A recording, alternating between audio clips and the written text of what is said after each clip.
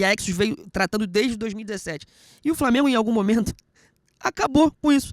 A ausência desses caras e dos profissionais que eles trabalharam é nítida. E aí quem entrou no lugar? Voltemos. Estávamos falando Copa do Brasil, jogo de volta no Maracanã. Suas expectativas, Flamengo e Bahia. Cara, eu realmente não sei o que esperar desse jogo. Eu espero... A coisa que eu espero, de verdade, é que o Flamengo tenha saúde para jogar os 90 minutos. Porque os últimos jogos foram, né, complicados. E eu acho que é a única justificativa plausível que existe. Pô, agosto foi muito pesado. O Flamengo não aguentou a batida. Para alguns teve Copa América, beleza. E agora você teve que 10 dias, 11? 11 dias de descanso, tirando para Fabrício, Bruno e Gerson, né? Os outros todos estão aí... Fabrício, Bruno, Gerson, Pulgar e Varela. Pulga não foi... Foi. O Pulga foi convocado... Não jogou, mas viajou. O Pulga foi convocado, mas esteve fora do primeiro jogo contra a Argentina. Não sei se joga amanhã, né? Não sei se joga amanhã, mas... Varela também não jogou, mas pelo menos já pegou um tempinho de descanso, né? Dá pra recuperar. No jogo contra o Corinthians, a coletiva... Tu viu a coletiva? Caralho, isso é um exercício... Isso é um exercício de martírio, né? É exercício de masoquista, maluco, psicopata. Se você não é jornalista esportivo, você não tem que ver essa porra, não. Você vai ficar se flagelando. Mas o Fábio, nome difícil, nosso preparador físico marciano, ele finalmente sentou o cu dele na cadeira pra falar por que os nossos jogadores estão parecendo soldados voltando da guerra. E deu uma justificativa que eu achei maravilhosa. Ele falou, isso é um problema mundial. Parecia que ele tava falando da pandemia, boi. Tá todo mundo. Tem algum outro time no mundo, tem 15 desfalques. Tá todo mundo fudido. Todas as posições. Quase todo mundo é lesão da posterior. Porra. E falou assim, não vai parar. Isso aí é uma coisa que vai ser uma constante cada vez mais. E deu uns números, umas proporções assim, desde 2020 até 2024, o futebol aumentou de intensidade e aí ele começa a dar setorizar o porquê o futebol ficou mais intenso. Ele fala que o pique num determinado período, em determinada distância aumentou, que os jogadores estão correndo muito mais. Fala assim, pô, beleza, isso é um dado? Contra esses números aqui não dá pra você ficar brigando, correto. Mas, caceta, é só o Flamengo que se fode assim, cara. O Botafogo corre a mesma coisa, o Palmeiras corre a mesma coisa, a intensidade, se o jogo está mais intenso, se a dinâmica do futebol aumentou pro Botafogo, aumentou pro Palmeiras, aumentou pros outros clubes. E só os nossos jogadores se quebram.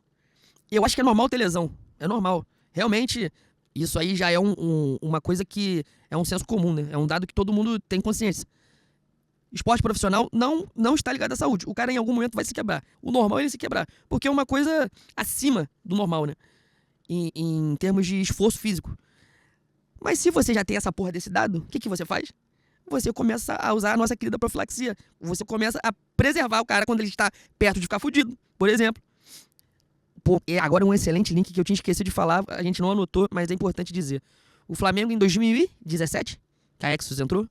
Acho que é. A Exos, pra quem não sabe, a Exos é uma empresa americana de consultoria esportiva que ela vende a maximização do desempenho desportivo, né? Inclusive o desempenho físico. E em 2017 a Exos entra no Flamengo, ainda era gestão bandeira, e fica até 2020. Não lembro. Não sei se ele fica. Acho que fica o primeiro ano ainda. Acho que fica até 2020, 2021. E aí preparam uma porrada de profissionais, porque eles têm os métodos deles próprios. Preparam uma porrada de profissionais e o Flamengo começa a se destacar fisicamente em desempenho no âmbito nacional. E foi o grande diferencial de 2019, né? Eu acho que o grande exemplo de 2019 é a lesão do Diego, que a gente fala aqui reiteradamente quando vai falar do departamento médico. O Diego teve uma luxação, não sei se teve fratura, né, no jogo contra o Emelec, que o prazo para recuperação do Diego, ele voltaria quase para jogar o Mundial, se o Flamengo vencesse a Libertadores, ele está apto para jogar contra o Grêmio, né? Ele entra no jogo contra o Grêmio no Maracanã, 5-0. E assim, um caso absurdo que hoje o Flamengo, eu acho que não seria capaz de fazer. Sem contar a preparação física dos caras, a monitoração dos caras, né? Para além de todo o sistema dos dados científicos, tem também a preparação dos profissionais, que a Exos veio tratando desde 2017.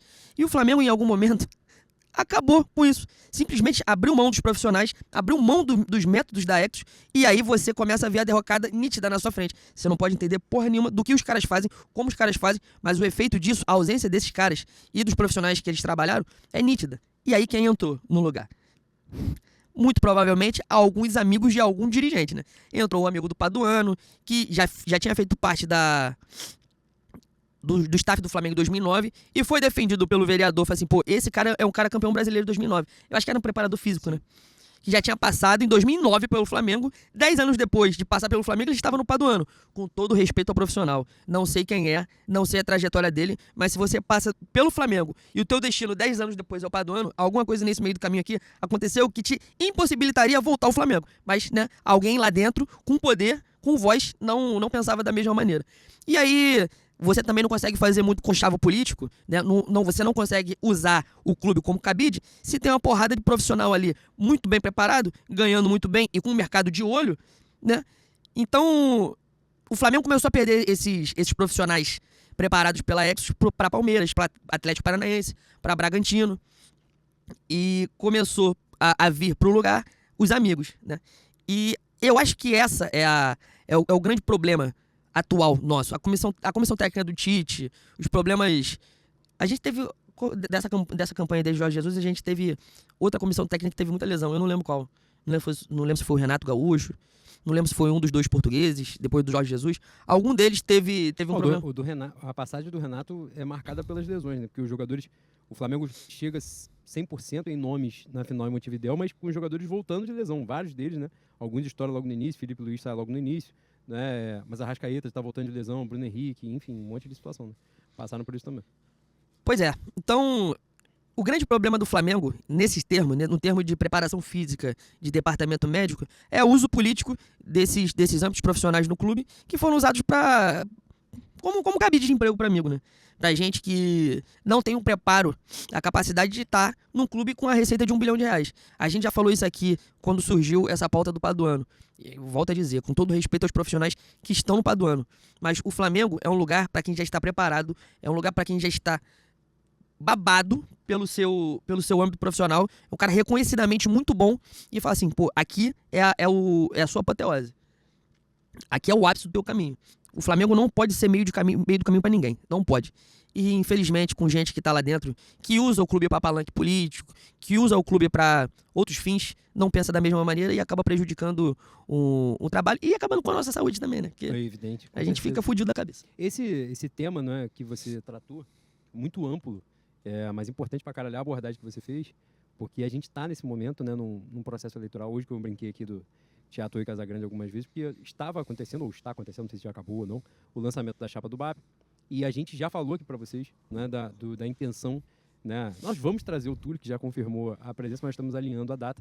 E a gente, na verdade, tinha até a ideia de trazer o Túlio para falar sobre esse processo eleitoral no programa de hoje, mas calhou as chapas ainda estão sendo lançadas, né? Então, assim, mais à frente a gente vai poder falar de uma forma melhor sobre isso.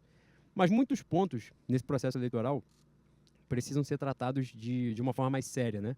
A gente aborda, como sempre, profissionalização do futebol, que não pode ser tratada de forma como alguns ventilam, e como é feita hoje, né?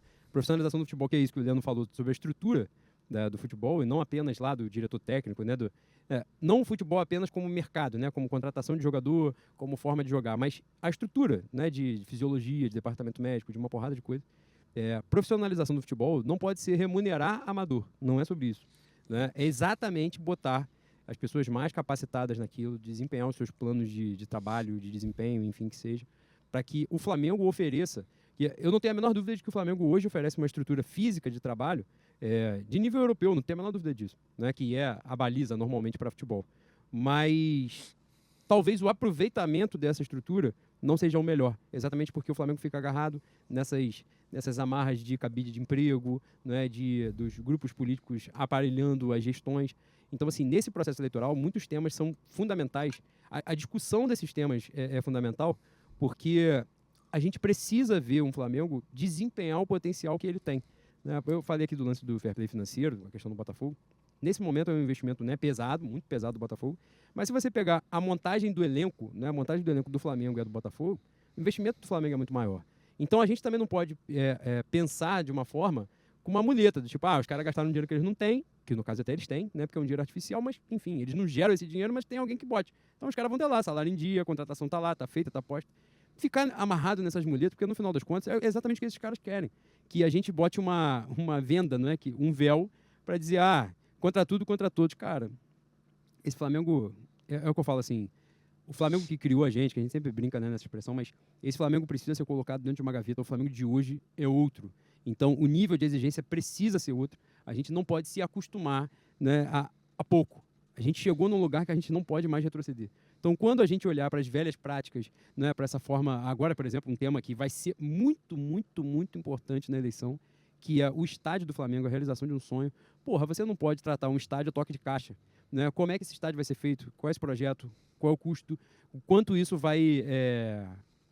como é que eu vou dizer?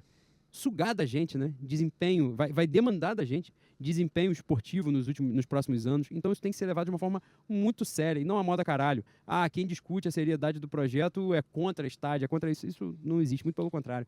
As coisas têm que ser tratadas de uma forma muito séria. E o que o Leandro falou aqui, eu ia até trazer esse ponto para a gente debater.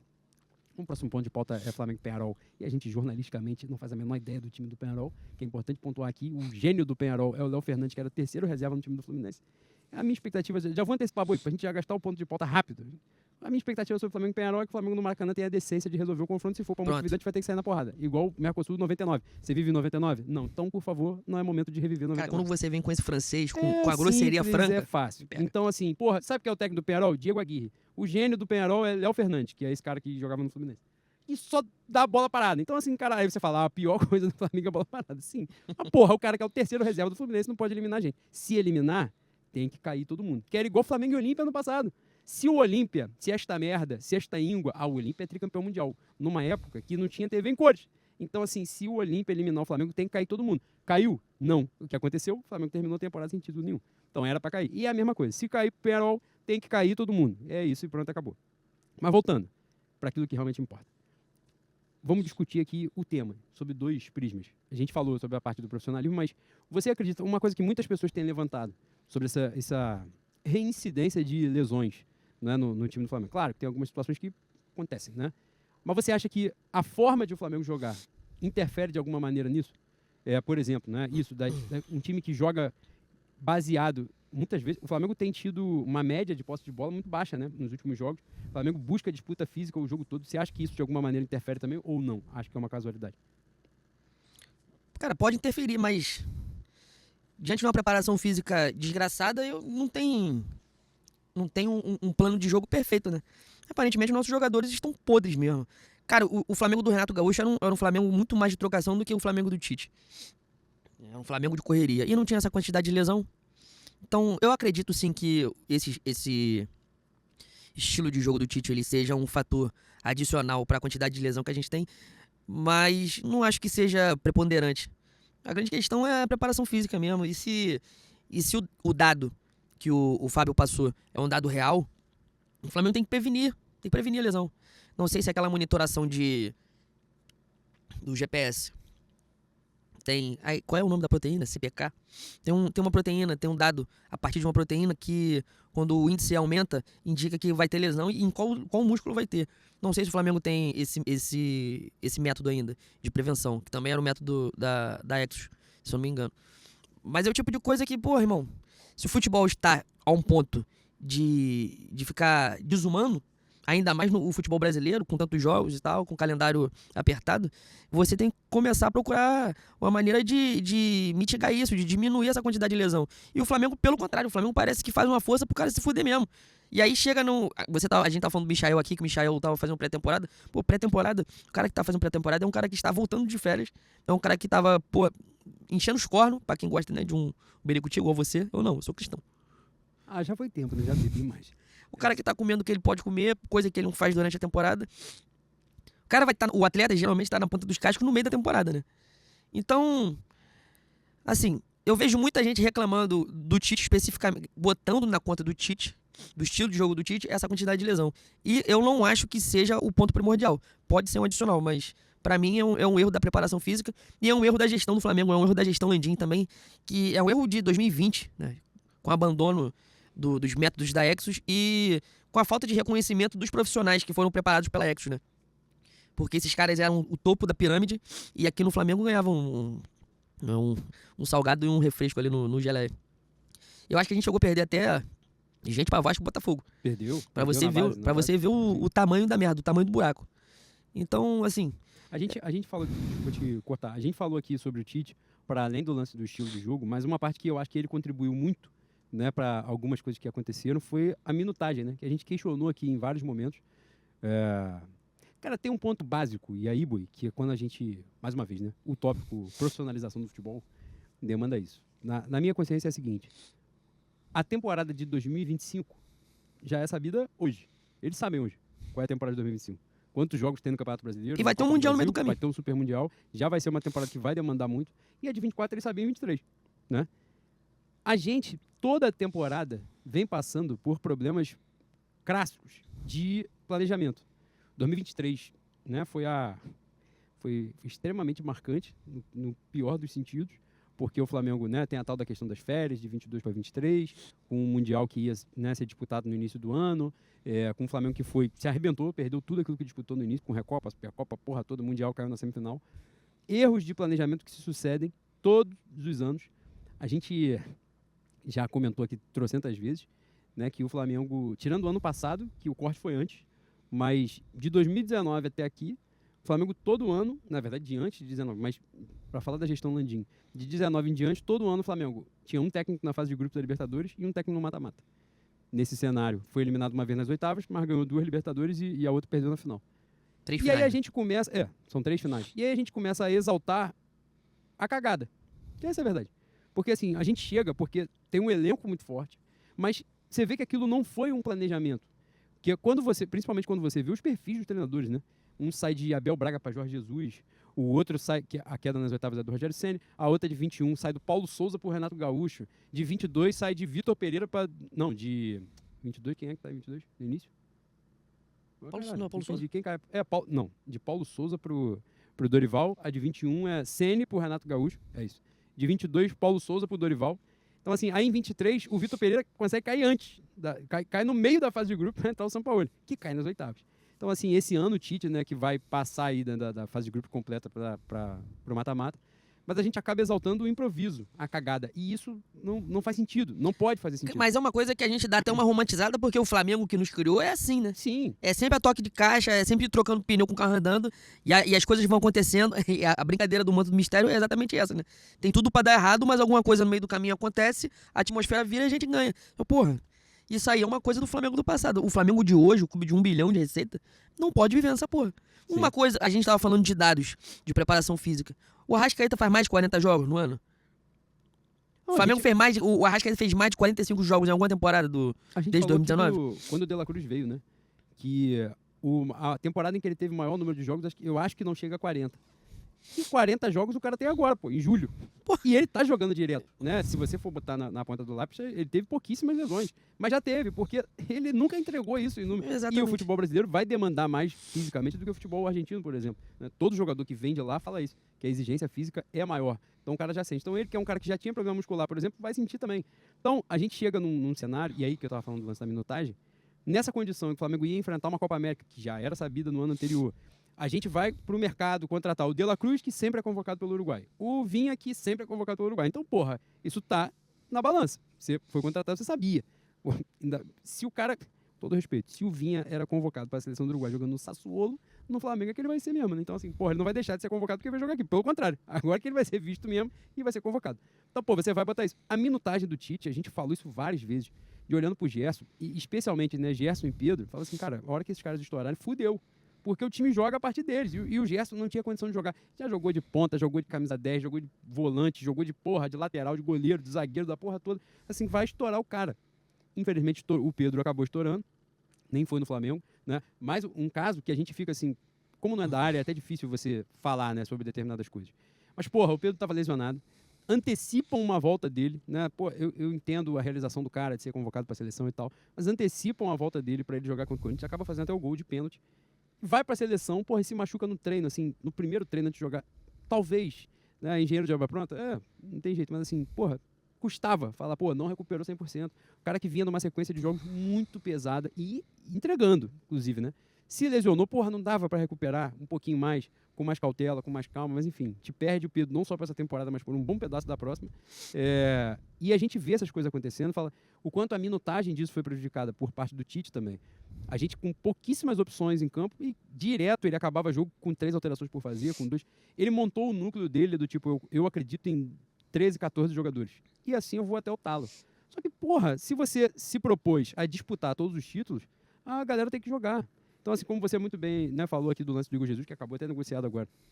Mas, tirou o Igor Jesus porque fez merda. Então, por que o Alan não saiu? Então, por que esses caras continuam jogando? Aí o Lohan sofreu uma vaia no Maracanã. Porra, injusta, a gente falou aqui pra cacete do lance da vaia e tal, beleza. Vamos preservar o jogador. Aí mantiveram o cara, no cativeiro, sei lá por quanto tempo, e o cara não joga, e você vai sobredemandando outros jogadores que, obviamente, vão acabar estourando. Então, assim, todos esses elementos vão acontecendo de uma maneira que você vê, isso parte muito da falta de profissionalismo na estrutura do Flamengo. Porque a sensação que se tem... Sensação não, eu acho que é um fato, né? O Tite tem carta branca para fazer o que ele quiser no Flamengo. Essa é a verdade. Então, assim, tudo aquilo que ele definir para o planejamento do clube é feito sem nenhum questionamento. Porque, provavelmente, essa foi a oferta para trazer ele. E que, de alguma maneira, fazia sentido quando a gente falou lá atrás, porque, assim, se a carta branca não for para ele, vai ser para o Braz e para o Spina. Então, é melhor que seja para ele. Mas ainda assim o Tite conseguiu decepcionar todo mundo. E aí fala até para quem gosta dele, que eu tenho certeza que não olha para isso. Se você olhar, o Flamengo tá vivo nas competições, beleza, mas porra, acho que se esperava mais, sabe? Do trabalho de tanto tempo.